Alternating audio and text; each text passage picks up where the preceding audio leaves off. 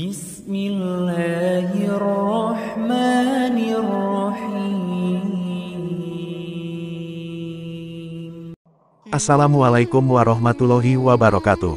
Sahabat beriman, sebentar lagi masyarakat Indonesia akan merayakan Hari Kemerdekaan yang jatuh pada tanggal 17 Agustus mendatang. Pada tahun ini, bangsa Indonesia akan merayakan Hari Kemerdekaan yang ke-78. Pada momen itu, biasanya masyarakat turut menyemarakan dengan berbagai kegiatan, seperti upacara bendera, perlombaan, hingga menghias lingkungan dengan nuansa merah putih. Selain ikut memeriahkan Hari Kemerdekaan, tidak ada salahnya kita juga mengetahui sejarah Hari Kemerdekaan Republik Indonesia. Proklamasi Kemerdekaan Indonesia menjadi sebuah momentum yang kini diperingati sebagai Hari Kemerdekaan Indonesia setiap tanggal 17 Agustus. Dalam memperjuangkan kemerdekaan, segala cara dan upaya dilakukan oleh bangsa Indonesia, hingga akhirnya proklamasi yang menjadi tonggak awal kebebasan bangsa Indonesia dari belenggu penjajahan dapat dilaksanakan. Namun, ada banyak sejarah tentang kemerdekaan Indonesia yang tidak diajarkan di sekolah. Seperti dalam tausiah Ustadz Adi Hidayat berikut ini. Tepat tanggal 17 Agustus, di hari Jumat itu, tahun 1945, jam 10 pagi, di Jalan Pegangsaan Timur, jangan lupakan, nomor 56. Nomor itu penting karena menunjukkan satu tempat tertentu. Kalau cuma jalannya saja, berarti, maaf ya, proklamasi berlangsung di jalan. Ini ada nomornya, nomor itu menunjukkan kedudukan tempat. Ini jalan. Jalan apa namanya, Pak? Kistu Kencana. Ya, Wisnu Kencana Timur, nomor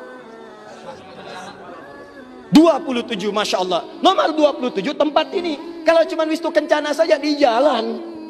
Pertanyaan saya, kenapa tidak pernah dijelaskan dalam buku sejarah? Siapa yang punya rumah tempat yang nomor 56 itu? Jalan Pegangsaan Timur nomor 56. Rumah siapa nomor 56 itu? Ternyata itu rumah seorang pengusaha Muslim keturunan Yaman yang sangat cinta dengan negara kesatuan Republik Indonesia ini. Beliau mewakafkan rumahnya untuk kemerdekaan bangsa Indonesia. Namanya Syekh Faraj bin Marta. Mewakafkan rumahnya untuk proklamasi kemerdekaan Republik Indonesia. Insinyur Soekarno datang ke situ dalam keadaan masih lemas. Ada kemudian penyakit dalam tubuhnya, maka diberikan oleh beliau madu Yaman di malam harinya. Siang-siangnya sudah fresh, dalam keadaan yang baik, maka digelorakanlah kemudian di sampingnya ada Bung Hatta. Proklamasi sampai dengan ujungnya.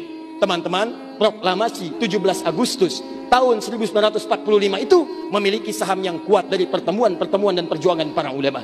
Karena itulah teriakan takbir yang digelorakan oleh Bung Tomo dari Surabaya itu. Allahu Akbar, Allahu Akbar. Terjemahan takbir itu kalau diterjemahkan dalam bahasa Indonesia adalah Allah yang Maha Besar, Allah yang Maha Kuasa. Kalimat Allah yang Maha Kuasa itu Negara Kesatuan Republik Indonesia mengapresiasi dan menanamkan dalam undang-undangnya. Baca pembukaan Undang-Undang Dasar. Atas berkat rahmat Allah yang Maha Kuasa. Kalimatnya Allah, tidak ada yang lain lagi. Atas berkat rahmat Allah yang Maha Kuasa. Dan dengan didorongkan oleh keinginan luhur. Jadi keinginan luhur itu diletakkan di akhir setelah Allah yang Maha Kuasa. Karena dari dulu itu memang punya keinginan luhur. Pengen merdeka, tapi belum dapat. Siapa kemudian yang mempercepat keinginan luhur itu? Allah yang Maha Kuasa. Atas berkat rahmat Allah yang Maha Kuasa. Dan dengan didorongkan oleh keinginan luhur, maka rakyat Indonesia menyatakan dengan ini kemerdekaannya. Dari situ kemudian jadikan sebagai sila dari 5 dasar sila ketuhanan itu. Ketuhanan yang Maha Esa, sila yang pertama. Siapa ketuhanan yang Maha Esa itu? Dalam pengertian kita, Esa artinya ahad. Qul huwallahu ahad. Ditafsirkan kemudian dengan perlindungan dari negara, pasal 29. Ayat 1 untuk dasar negaranya. Negara berdasar atas ketuhanan yang Maha Esa. Karena itu kalau di bumi Indonesia ini ada orang-orang yang anti Tuhan, ada orang-orang yang menolak ketuhanan, sesungguhnya dia sedang melanggar undang-undang. Dan pasal 29 ayat 2-nya, negara menjamin kita untuk menerapkan nilai-nilai ketuhanan dalam bentuk ibadah. Perhatikan bacaannya. Negara menjamin kemerdekaan tiap-tiap penduduk untuk memeluk agamanya masing-masing dan beribadah menurut agama dan kepercayaannya itu. Bagi kita pengajian adalah ibadah. Salat adalah ibadah, zakat adalah ibadah, taklim seperti ini adalah ibadah. Jadi taklim pun dilindungi oleh undang-undang, taklim pun didukung oleh negara, dan kalimat takbir pun itu adalah kalimat takbir yang tertuliskan dalam undang-undang dasar kita. Jadi kalau ada anak bangsa yang anti dengan kalimat takbir, itu artinya anak bangsa yang tidak mengenal perjuangan nenek moyang kita yang telah mewujudkan negara kesatuan Republik Indonesia. Takbir. Semoga video ini bermanfaat bagi kita semua dan menambah tingkat keimanan kita kepada Allah Subhanahu wa Ta'ala. Wassalamualaikum warahmatullahi wabarakatuh.